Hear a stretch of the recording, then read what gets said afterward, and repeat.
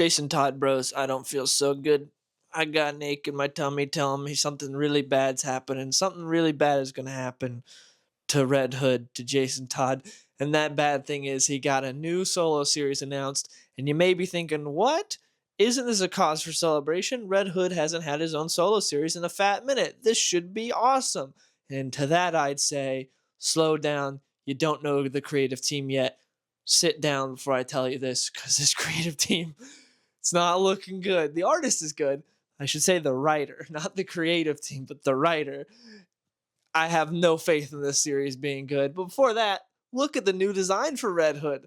That also looks really bad because Red Hood got redesigned years ago. A lot of people hate it. I thought it was fine for an alternate design for Red Hood. For like, hey, he'll have this for a couple arcs and then go back, and he hasn't gone back, and that makes me sad because they still have not beat the original design for Red Hood. Just the motorcycle jacket, the red helmet, that's the way to go. That looks awesome. And then like the redesign, I'm like, that's fine for like an arc or two, but they've kept it way too long. And instead of going back to the original awesome design, they went to this design, which is even worse than the first redesign. This one looks terrible. But anyways, time to lay down on you, the creative team. Ooh, or the writer, I should say. Again, the artist is actually pretty good. The creative team is Gretchen Felker Martin and Jeff Spokes. Now, Jeff Spokes is actually a pretty good artist. They released some preview pages, and it looks pretty good, other than the horrible Red Hood design, but that's not necessarily his fault. It looks really bad because I don't know who was behind the design. I imagine DC had some say in it. I imagine it wasn't all on the artist. But the pages look good. I haven't read anything by this guy, but he was sent to Tom King jail and had to do Jenny Sparks with Tom King for a bit. So that's probably why I haven't really read anything of his, because he was put in purgatory. The worst place for artists. Go to Tom King jail, where you will get 9-panel grids of just various slight different facial expressions. Have fun with that. And for some reason, we're going to send the best artist there. Thankfully, he's out of Tom King jail now, but now he's arguably in a worse spot because Gretchen Felker Martin, never heard of her in my entire life. So I'm like, I'll look her up, see what she is done. First thing on Google that really comes up when you like search her up is she killed J.K. Rowling off in her horror novel because apparently she writes a bunch of horror books. And that's always a sign of a well-adjusted person, that they kill the people they hate in the fiction they write. Like, that's definitely someone you want that's well-adjusted, right, in your comics. But I was like, all right, whatever. She wrote some stupid horror books. Who cares? Let's see what comics she's written. And the comics don't put much more faith in this person. So I pulled her up on League of Comic Geeks, and she's written Too Trans, Too Furious, Pride 2024, Pride to the Farthest Reaches, Harley Quinn, Poison Ivy Infinite, Titans Beast World Tour, Titans Beast World Tour Gotham. A lot of hits in there, a lot of bangers, a lot of great comics that I know everyone watching has read. And once you heard me say all those titles, you're like, yeah, I know why she got rewarded with a Red Hood book. I know why she got rewarded with a fan favorite character, bringing them back for an ongoing. All she does is write great comics. Yeah, so if you can't see down the line, then this might come as a surprise, but Jason's going gay. That's a 100% fact. That's what's happened. He's getting his own Bernard. Just wait for it. If you don't know who Bernard is, remember Tim Drake? Remember that guy? Remember he was a cool character and DC was like, hey, fuck off, Tim. We don't really care about you. And they brought him back, and Brian Michael Bendis turned him into a duck, and a lot of stupid things happened. They're like, we don't know what to do with them. They're like, what if we made him gay or bisexual? So now he's getting like railed by a twink named Bernard, some guy that appeared a long time ago in like 2 issues. They're like, we'll bring him back because him and Tim have a thing now. That's happening to Jason, 100%. You don't bring a writer that has exclusively written gay comics to write Jason unless you're going to make him gay. Like, that's 100%. I'm sorry, bisexual. He's going to be bi. That's what's going to happen. So prepare for that. That's going to be fun. That's going to be great because it worked out so great for Tim, right? It really worked out. It got more people to read Tim Drake, right? It made him more of a fan favorite. People really liked when they did that to Tim, right? Right, DC? That was a good idea, huh? So we're just going to repeat it with Jason?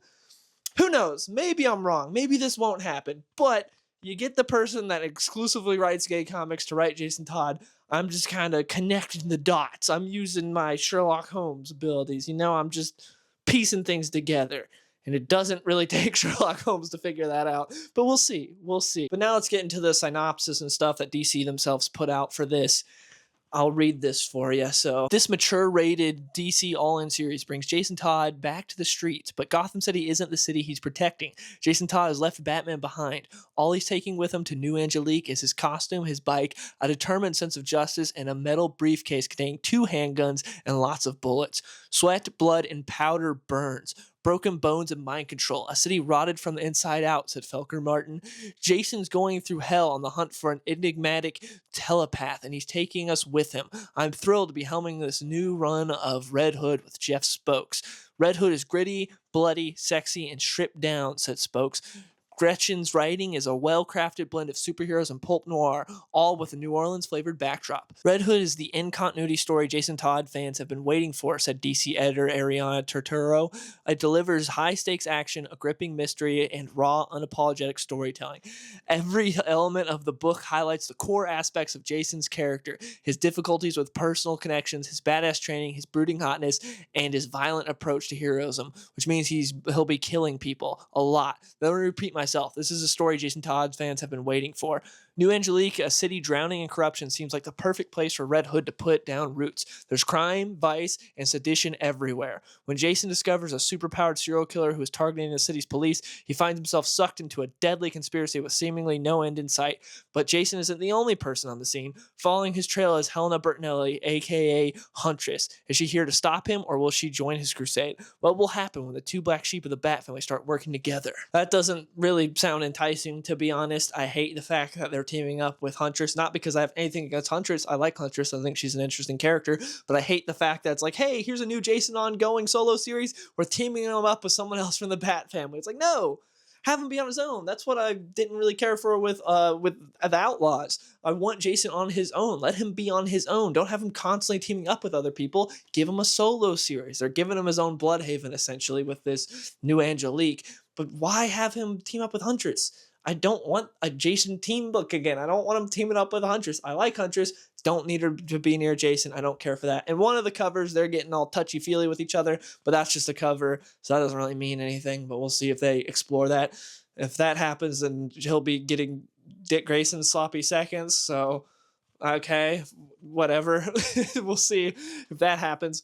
But I don't need Huntress involved in this book, at least not in the first arc. And don't worry, if you were scared when the synopsis said that Jason is going to be going after people who are hunting down and killing cops, the book's not a pro-cop book, in case that really had you worried, because the author came out on Bluesky and said that it's not going to be a pro-cop book and used an instance before where they had written cops in a comic book, and they're like, see, this is what I think of cops. Like, so if you're worried about that, if that scared you, don't worry, it's going to be anti-cop, so you're all good. You can spend your $5 on this. Yep, it's $5. It's not $4. This is a premium $5 book. That's great. From a proven writer.